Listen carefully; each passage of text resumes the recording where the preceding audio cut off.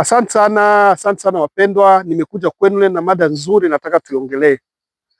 Kila wakati mada zetu huwa tunaanza na swali peke yake.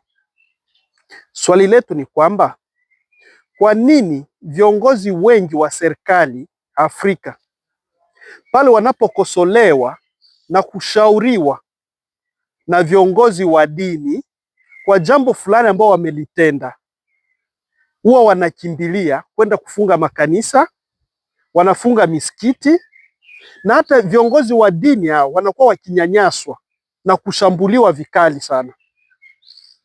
Maana viongozi wa serikali hao wanashindwa kutambua kwamba taarifa zile viongozi wa dini wanazozipata zinatoka huko serikalini.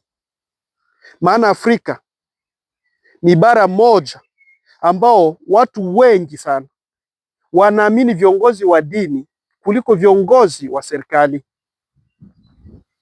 Na unapofikia wewe kama kiongozi wa serikali, unapofikia kufunga msikiti wala unafunga kanisa,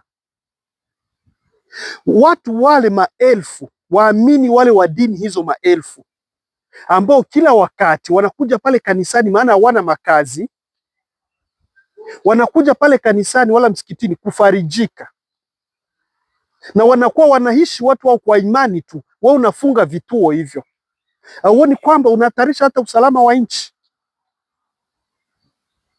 Na kwa nini kama unashauriwa wewe kiongozi wa serikali, unashauriwa na viongozi wa dini, kwa nini unachukua hatua ya haraka haraka ya kuweza kufunga makanisa na misikiti?